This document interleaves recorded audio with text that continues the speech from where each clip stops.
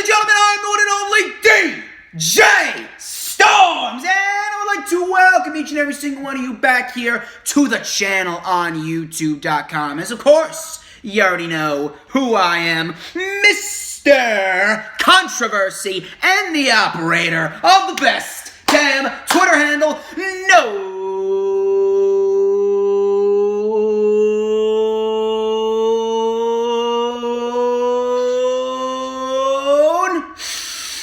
Wait for it. To mankind. And yes, indeed I said the operator of the best damn Twitter handle because I am apparently back. Crazy thing is, I appealed to one of my suspended accounts on Twitter and they gave it back to me. I guess Twitter's being a little bit more lenient. I guess Twitter realized that DJ did nothing wrong. How about that? It's a good year, people. It's a very good year. But ladies and gentlemen, this is the Lightning Flash update for February 22nd, 2020. Thank you very much for tuning back into the channel. I greatly appreciate it, and this is a very special edition of the Lightning Flash Update. No weekly show reviews today. I've been extremely busy with work, with college, so I decided to make this episode a special episode because with me to discuss the hottest news and rumors in wrestling right now, this week, is a longtime member of the DJ Storms posse and the host of Rock and Roll Rebels Facebook page. Please help me welcome, coming to you from Kentucky, AJ Holland. What's going on, brother? Hey, man, yeah, longtime fan of yours, longtime wrestling fan. Should I say wrestling? Wrestling, there we go. Wrestling. Just a couple of grown dudes talking about wrestling. It's no big whoop. You got your phone ringing? Sorry about that. Oh, you got your phone ringing over there?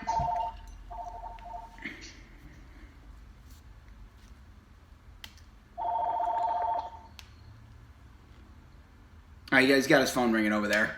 What are you gonna do? I ain't stopping this shit. But ladies and gentlemen, while he attends to that, I got NXT TakeOver Portland playing in the background. So, we got a lot to talk about here on the Lightning Flash Update, actually. But first things first. Follow me on Twitter at HistoryMakerDJS. Follow me on Instagram and Periscope livestream at TheDJStorms. And of course, add me on Facebook. The links are in the description. Also, I have a DJ Storms Posse Facebook group. So if you're interested in joining that, please hit me up. AJ Holland, of course, is a part of that. If you missed the Lightning Flash update from last week, go check that out. The link is in the description. And, of course, here's what I want you to do. I want you to hit that thumbs up. Let's try and get this video to 15, 20 thumbs up. I also want you guys to leave a comment down below about the news and rumors once we eventually finish up with them. I also want you to hit that subscribe button as I am on the road to 2,000 subscribers. And hit that notifications bell with a huge coup de grace. That way you will know whenever I pop up on YouTube. Because whenever I pop up on YouTube, it is the best time to be on YouTube. AJ, where can we find you on social media? Where can we find you on social media? You can find me Alan Holland Jr. on Facebook.com and AJ Holland 88 on Instagram. Excellent. No Twitter? I don't do Twitter. You don't do Twitter? I'm a long-winded guy, and you have to do 140 characters, and it's hard for me to keep it under 140 characters. Understandable. That's understandable. Yeah, Twitter. Actually, I think they made it to 240, if I'm not mistaken. I think they made it to 240, if I'm not mistaken. I don't know. Regardless, sooner rather than later, Twitter's going to have to allow unlimited characters. But anyway, we're going to dive straight into the news, rumors, and reports. My first report comes from the Wrestling Observer. Now, heads up, people. We are actually recording this before SmackDown, so we do not know what currently already happened. So what currently already happened, regardless, we haven't seen it yet, but we're recording this before SmackDown. Now, there was a number one contenders match between Carmella and Naomi that took place last night on SmackDown. But the Wrestling Observer newsletter is reporting that Naomi is currently the scheduled opponent for Bayley at WrestleMania 36. That's our first report to talk about. Now listen, I am a fan of Naomi. I think Naomi is very underrated. I think that when you put Naomi in there with the right talent, I think Naomi can give you a damn good match. She's done that numerous amounts of times. I remember she put on a damn good match with Alexa. I remember when Alexa Bliss could actually wrestle. I know, surprise, surprise. She put on a good match with Charlotte. She's put on a great match with Natalya in the past. Naomi can work. Naomi can work. I know that. But as far as WrestleMania goes, there really is no bigger matchup than Sasha Banks versus Bayley. Now, Sasha Banks, she has not been seen since the beginning of January because she was injured. I just want to make this very clear. If this is a plan B, okay, I get it. If this is a plan B, I get it. But unless Sasha Banks is legitimately injured and cannot compete, no one outside of Sasha should be facing Bayley for the SmackDown Live Women's Championship other than her at WrestleMania. Nobody. If Naomi's a plan B, okay, I get it. But if this was the current plan and Sasha Banks is completely fine, I mean, Sasha Banks is currently scheduled to star on the fucking season 2 of The Mandalorian. So how real is this injury? What is this injury? I hear it's a concussion, then I hear it's a back injury, then I hear it's a hip injury. I don't know what's going on with Sasha Banks, but, it's sketchy. It's very, very sketchy. I don't know how you guys feel about that, but I don't know. I am so on it. I'm so on it. I don't know what's going to happen. I don't know what's going on with Sasha Banks. I don't know what to expect. I don't know when she's coming back. I don't know if WWE's giving her the green light or not. But if they're doing this just to have Naomi in there just because it's her home state of Florida, it's such a lame fucking excuse to do a championship match for Naomi. And I love Naomi, and I love what she brings to the table. And I think that she definitely does deserve another championship match. She's a hard worker. But at this rate, Sasha Banks is the correct woman, and unless she's legitimately injured, no one should be facing Bayley for the SmackDown Live Women's title at WrestleMania but her. And wait till you hear the report that correlates with Naomi at WrestleMania 36 later on. But I'm going to turn the tables over to Mr. AJ Holland. What are your thoughts on this report of Naomi possibly facing Bayley at WrestleMania 36? Here's the thing. Sasha has more drawing power than Naomi. Sasha's a better worker than, don't get me wrong, I'm a Naomi fan as well. And I wholeheartedly agree with you. It should be Sasha and Bayley. They will never, it would be nice if they could recreate that match that they had at NXT TakeOver so many years ago. And what better stage to do that than WrestleMania? You know what I'm saying? So it's well overdue. It's like 3-4 years overdue, bro. Right, I completely agree. And when they were on Raw together, they had the frenemies storyline. They screwed that up. They need to rectify it, and I completely agree. If she's not injured, they need to put her at Mania. So we are both in agreement on that. Moving on to the next report we got going on over here. According to Justin Barrasso of Sports Illustrated, WWE United States Champion Andrade could drop his title when he returns from his 30-day suspension for failing a wellness policy test. It is currently unknown if his WWE wellness policy suspension has anything to do with the planned title change, as earlier, a decision was made to keep the title on him, given that Paul Heyman was very high on him being a big name on the Raw brand. Now, I was actually shocked that they initially decided to keep the title on Andrade, considering that he did fail the wellness policy, but he had Lady Luck sitting on his shoulders, and the fact that Paul Heyman was a huge fan and a huge advocate of Andrade.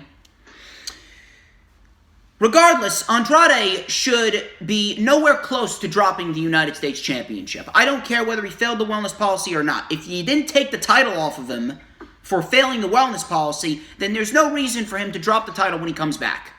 I have been a big advocate for Aleister Black taking the title off of Andrade at WrestleMania, considering that Aleister Black, he has been unpinned and unsubmitted on the main roster, and he is well overdue for a fucking World Championship match, let alone a United States Championship match. But regardless of that, I don't know who he could be dropping the title to. You got this storyline with Humberto, Rey Mysterio, Andrade. There's some people that could be calling for a fatal 4-way with the 4 for the United States title at Mania. There's some people that are calling Rey Mysterio and Andrade in a hair versus mask match for the U.S. title at WrestleMania.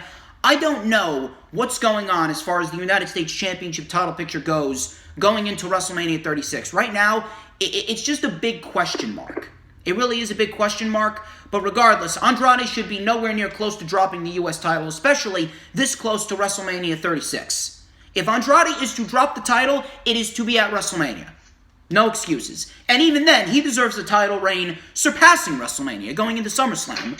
The guy's been waiting for almost 2 years to get a fucking title opportunity. And to be quite honest with you, if we're going to be realistic here, he should have been the one to take the title off of Shinsuke Nakamura at the end of 2018.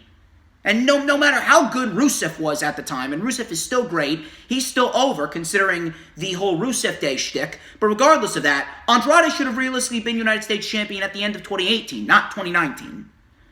I don't know what's going on here, but regardless, Andrade should be nowhere near close to dropping the title. The soonest, WrestleMania 36. The latest, SummerSlam. But WWE, who knows with this fucking company? At this rate, I wouldn't be surprised if they give the title to Humberto by March at the Elimination Chamber.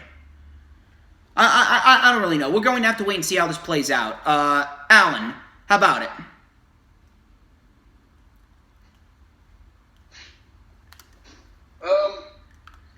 I agree with you.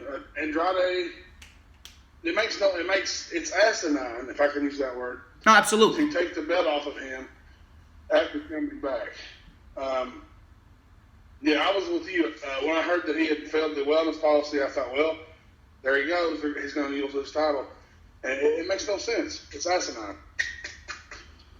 So, like, as far as WrestleMania goes, where can you see them going for the U.S. title? Oh, okay. I'm sorry. I misheard that. I could see a fatal 4-way. It could become a vacant title. They could even do, if they would use some creativity, possibly have a title match, a ladder match with, Humberto, Angel Garza.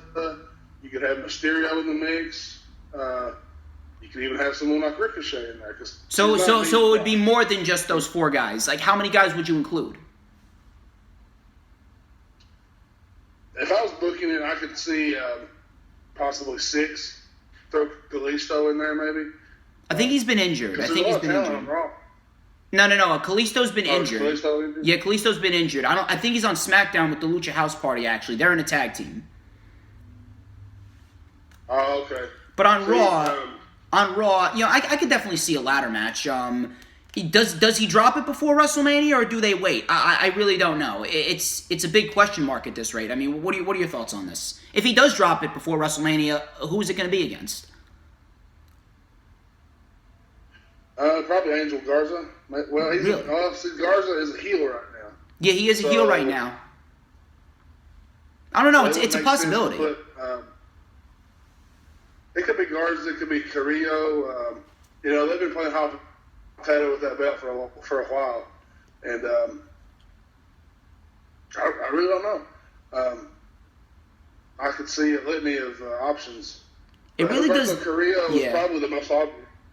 It really does devalue the prestige of a championship when you're playing hot potato with it. It does. The last legitimate U.S. title reign that we got was Styles, because he held that title from July until the end of November. So that was actually a good reign from Styles. But, then they had to... They gave it to Mysterio, and then they gave it to Andrade at a random-ass house show. They couldn't even bother with the build. Yeah, it's... I'm really tired of having my intelligence insulted as a fan. I'm sure as are you. Indeed I am. But I watch it to gain content. I watch it for the analytics. I watch it to gain content. I watch it to make myself aware. I watch it because when I shit on the WWE main roster product, it gets me views. So might as well continue to do it, Right. Might as well continue to do it. Any final thoughts before we move on? This is the rumor. Well, I was going to say, I don't want to get off on a tangent, but this past Monday, they just basically inserted the 6 women into the Elimination Chamber. No rhyme or reason, no qualifying matches. It's lazy, and I don't like it. So, I mean, like I completely agree with that. They really realistically should have actually built some momentum for these women to have qualifying matches. But at the same point in time, one can argue that you can't just gift Shayna Baszler a match against Becky Lynch as she just showed up and she hasn't done anything to earn it. So I get where they were going with it. But it is predictable. It is predictable, and not in a good way. It is rather lazy, and they really need to revamp this women's division. Shayna Baszler winning the title at WrestleMania would definitely be a good start, but that's another conversation for another time. We're going to move on to our next report, and this actually correlates with the first report. So PW Insider reported that Brodus Clay, yes, Tyrus, Brodus Clay, the formerly known Funkasaurus Brodus Clay, and Cameron are both slated to be at WrestleMania weekend. It was noted that they could do an appearance or something greater. Naomi is in the books to receive a SmackDown Women's title match against Bayley at WrestleMania 36, although WWE hasn't announced the match yet. But if Clay and Cameron are slated to be in Orlando, it could open the door for a Funkadactyls reunion. Again, I repeat, Funkadactyls reunion. This is what you're putting Naomi at WrestleMania in a title match for? You're putting her to get Brodus Clay and Cameron back for a fucking Funkadactyls reunion? Who gave a shit about them the first time around? And on top of that, what have I said for the last several weeks as it pertains to WrestleMania? WrestleMania does not need all of these nostalgia acts, these part-timers, and these people that have no business being at WrestleMania coming back just because it's WrestleMania. Cut your losses.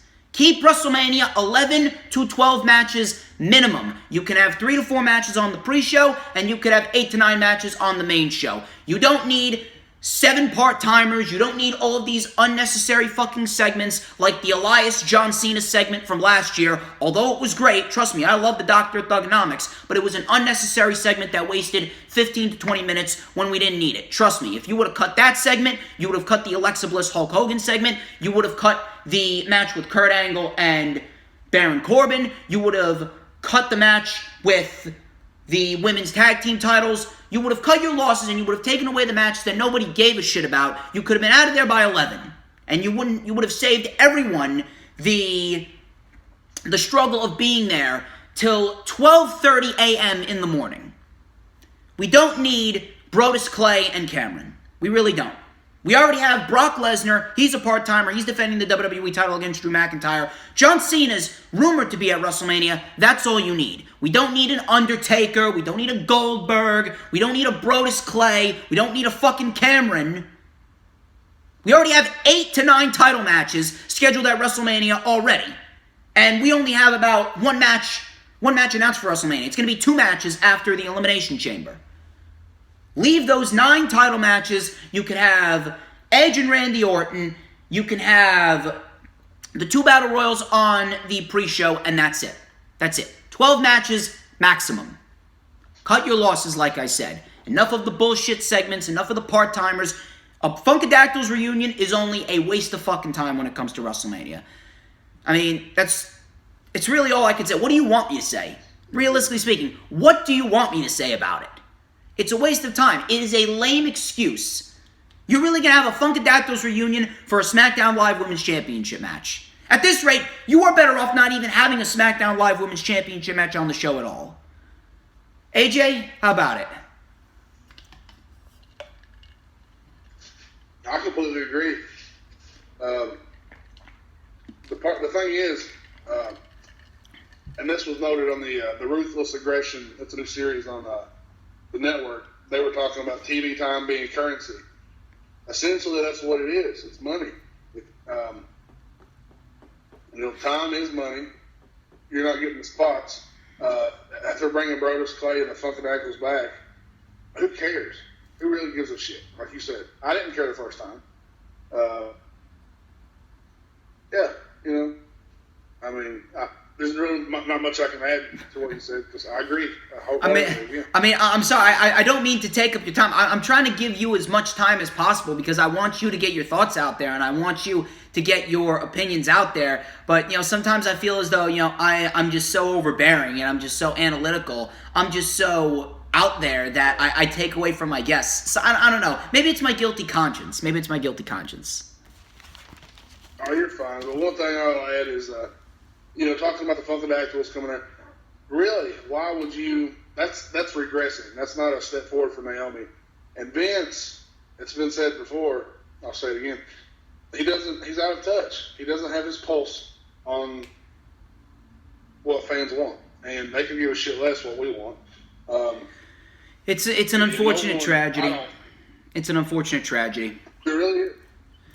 Yeah. Now, have you been keeping up to date with The Fiend as of lately? Bray Wyatt. Well, I haven't watched SmackDown I think I'm behind 2 episodes, 2 weeks. So, I do know that he's fighting Goldberg next Thursday. Yes, he is. And yes, he did. I'm actually going to be doing a rundown with my friend Peter, a.k.a. the Keyboard Warrior IRL. That is going to take place on Wednesday, the Wednesday before Super Showdown. Shout out to him, by the way. I know he's actually got the flu, so he's currently in recovery. I'm wishing him a speedy recovery. I hope he's set to go. The Fiend and Bray Wyatt. I was actually reading an interesting report, which is actually my next report. It doesn't concern Goldberg, but it concerns the red lighting during the Fiend's matches. Now, as many of you know, what happened at the Rumble was what we thought a step forward for the Fiend, and the red lighting was nixed. Apparently, that's not the case. Cage Side Seats noted that Bray Wyatt's match with Daniel Bryan at the Rumble was a one-off. There was no red lighting because Bryan specifically asked for it. Wyatt wrestled The Miz in a dark match after SmackDown a few weeks back, and the red lighting returned and will stay going forward. There was a report a few months back concerning this red lighting, and Bray Wyatt actually even admitted that the red lighting isn't even his idea. It was WWE's own touch, and he's just going along with it. I don't know what their obsession is with this red lighting, but it's really not doing anything.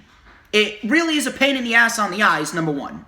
It's a pain in the ass on the eyes, and it really doesn't make The Fiend any more intimidating. I understand the concept for the red lighting inside Hell in a Cell with Seth Rollins. Now, that creative decision was shitty in its own right, but, I really don't want to get into a heated rant on that.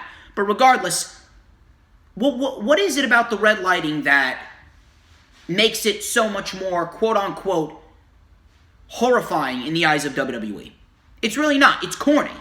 It's corny, it's cheesy, and it's a pain in the ass because you have a great character like Bray Wyatt, and he's actually going up against some notable names that could actually give you some entertaining matches, but we're forced to watch it in this corny-ass red lighting where everything seems dimmer.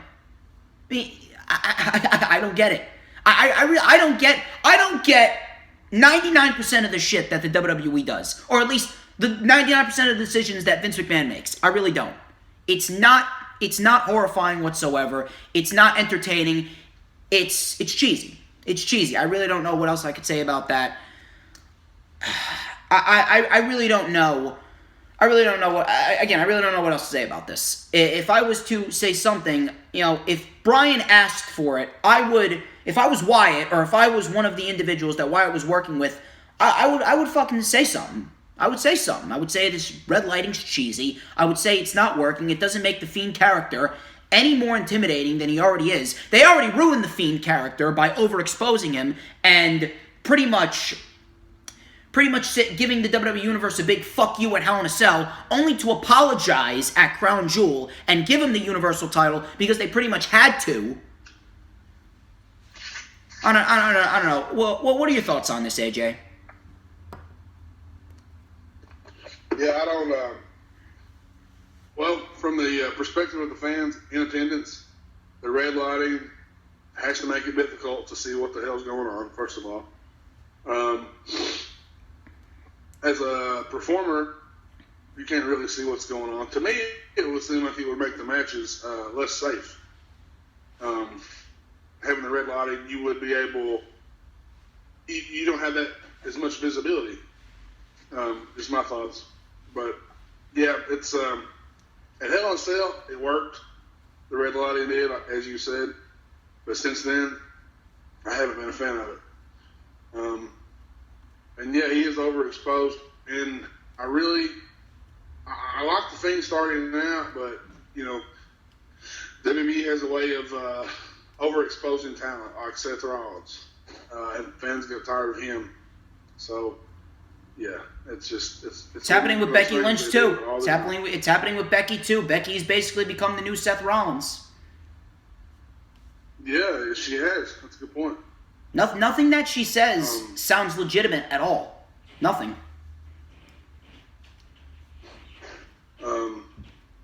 And I think that I really want to see Shayna, take the belt from her. She's legit. At this rate, they're going to have to. And, the one match that I can see taking place in the summer, I would love to see a Shayna Baszler and Asuka feud. Yes. That would be money. But they're going to have to get rid of the women's tag team titles at some point. Those titles are fucking worthless. Oh, I agree. I don't know. They didn't have enough women to have an established division for singles titles. I don't know why they thought they could go in and make the women's tag team titles. It was a horrible idea. It was asinine. But anyway. Asinine. The word of the day. Yeah, word of the day. Feel like we're on fucking Sesame Street. Today's word of the day is asinine. Anyway, moving on. Next report comes from Pro Wrestling Sheet. And this broke, I believe, yesterday. And I was talking about it in my DJ Storms Posse group chat on Twitter. Pro Wrestling Sheet has learned that Samoa Joe is not cleared to wrestle after suffering an injury while filming a commercial. Joe hit his head while filming a table break stunt, and he could be out for a considerable amount of time.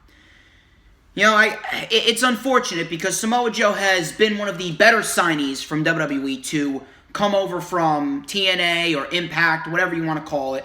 And unfortunately, he's pretty much been the Hideo Itami of the main roster, where he was bitten by the dreaded injury bug, and he just can't seem to catch a break.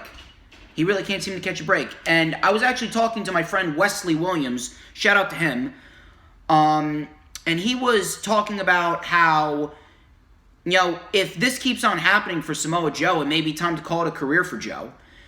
It does suck because, like I said, he was one of the better signees to come over from Impact, but yet every single time that he has been in a prominent position to get a huge push, it seems as though he was either booked like shit or he was injured. And it sucks. I don't know if time is passing him by, but, at the end of the day, it could be best for Samoa Joe to call it a career. I mean, at the end of the day, he's going to make his own decisions. He's a grown man.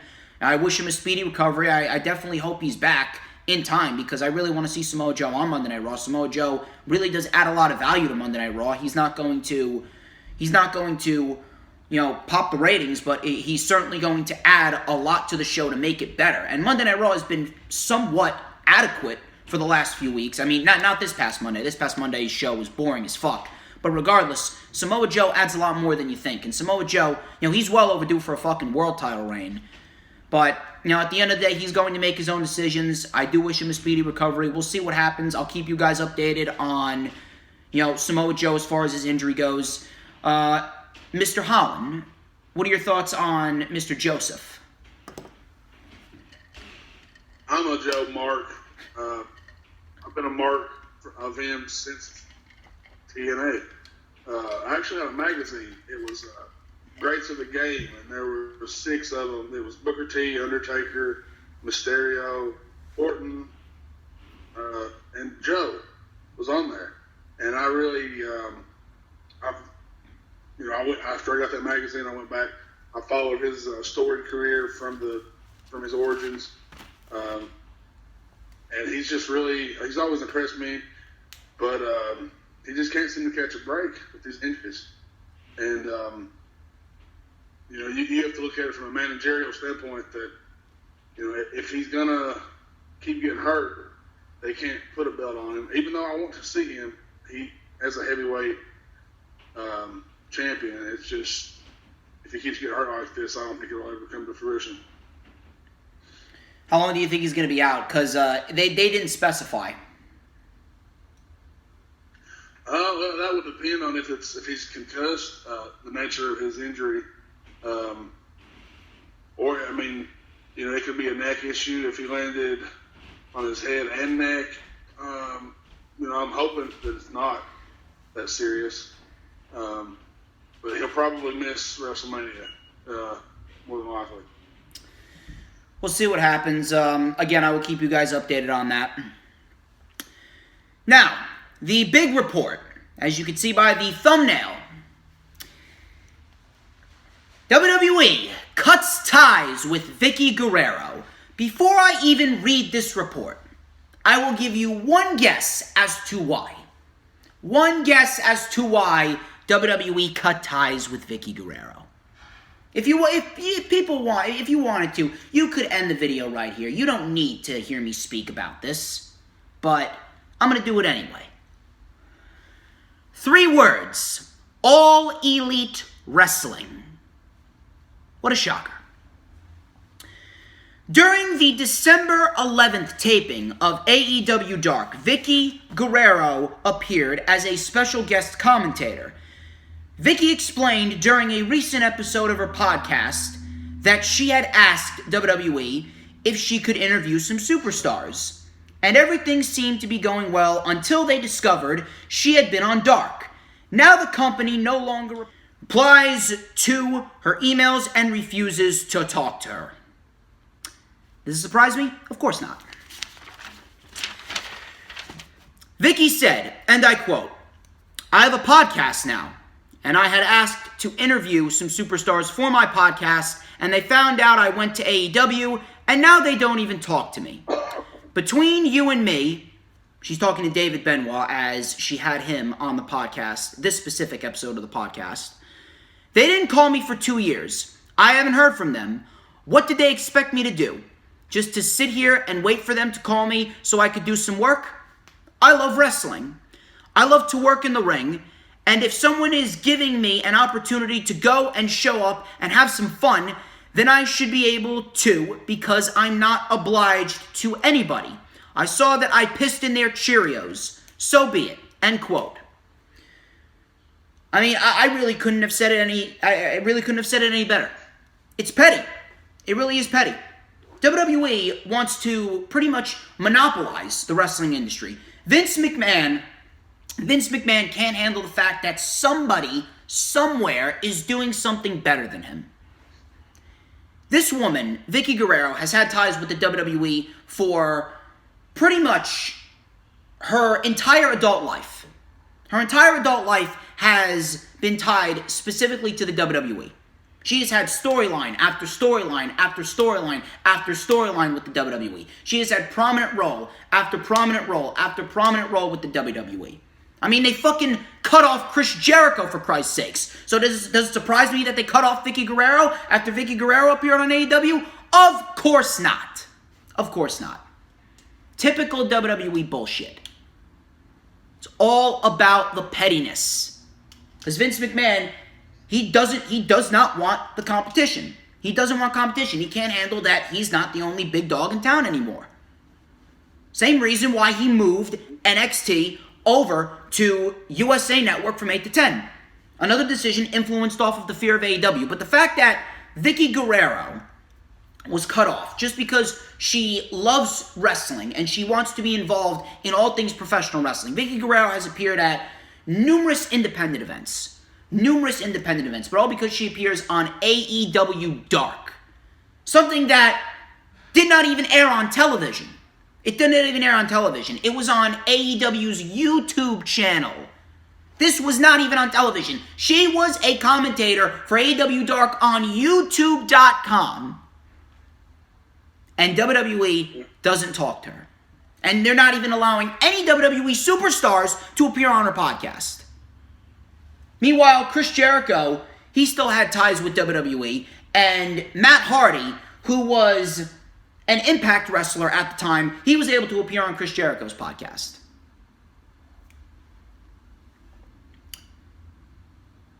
I really don't know. I really don't know. I really don't know. It really is laughable. It's laughable at this rate.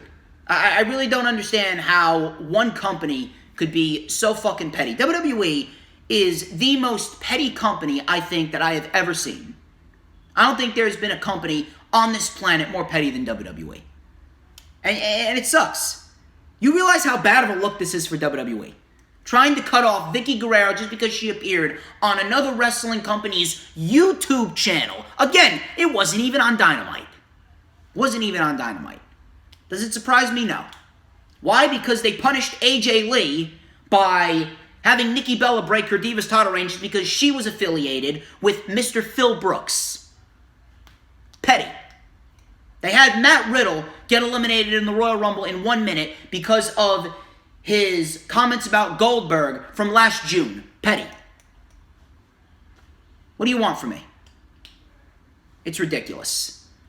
I don't really know what else I could say about that issue. I know that you got a lot to say about this issue. What are your thoughts on this?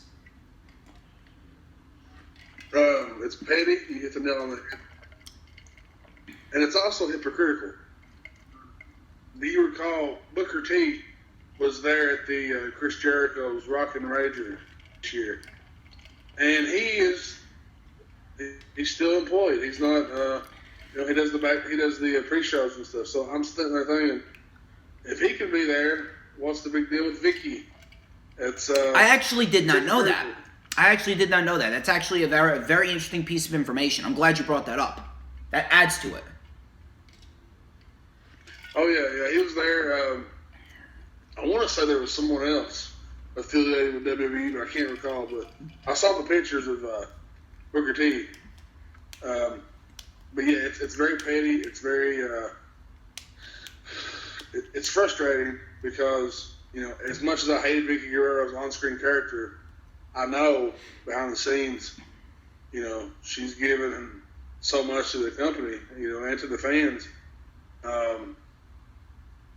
And it's just, what more can I say?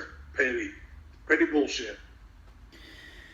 I mean, ladies and gentlemen, we haven't really said shit that you are very unfamiliar with. This is what you come here for. You come here for the straightforward facts when it comes to pro wrestling, and that's why I had Mr. AJ Holland on my show. But ladies and gentlemen, that wraps up this edition of the Lightning Flash Update. I would like to thank you, Mr. AJ Holland. Thank you for appearing on my channel. Thank you for appearing on the Lightning Flash Update. I really do owe you. We will definitely set something up. I believe that you had an offer for me to appear on one of your shows. Do you have a private show or a private podcast that you do?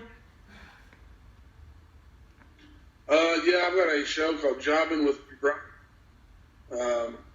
I'm in the process of creating my own YouTube channel and stuff now, so I will definitely be in touch, and we'll set something up in the future. Absolutely. I actually got a lot of collaborations to do. A few announcements before we get out of here. Like I said earlier in the video, the rundown for Super Showdown will be going up on February 26th, 2020. I will probably set that to premiere probably at around 2:30, I would say. Probably at around 2:30 p.m. in the afternoon with my guest, Peter, a.k.a. the Keyboard Warrior IRL. Speedy recovery to you, my friend. He does have the flu. Tomorrow, or actually, not tomorrow, today at 7:30 p.m. on Periscope livestream, I will be going live with, of course, my partner in crime, JV Thunder. The Thunderscope returns, people. You remember those? This is the first Thunderscope since August, and him and I or at least him, he's performing Youth Gone Wild by Skid Row, so do not miss that. Head over to Periscope Livestream and follow me on Periscope at TheDJStorms. Link, of course, is in the description. The rundown for AEW Revolution will probably be up on Friday, February 28th, before Revolution, the day before Revolution, obviously. I'm still searching for a guest. I will let you guys know if I found one. If not, I'll just do it on my own, just like I'm accustomed to. I believe I have a guest scheduled for the rundown for Elimination Chamber. Yes, I do. It's Mr. Earl Cole. So Earl Cole, if you're watching, shout out to him. He's going to be my guest on the rundown for Elimination Chamber. It's going to be a very fun time. Whenever me and Earl Cole get together, you know we always break shit down to the best of our abilities, and you know it's always going to draw in those ratings and views. But ladies and gentlemen, thank you. Thank you very much, Mr. AJ Holland. I greatly appreciate it. Ladies and gentlemen, I'm the one and only DJ Storms. This has been the Lightning Flash Update. I hope you guys have an awesome weekend. I will see you later tonight for the Thunderscope live stream, and I will see you next Wednesday for the rundown for Super Showdown.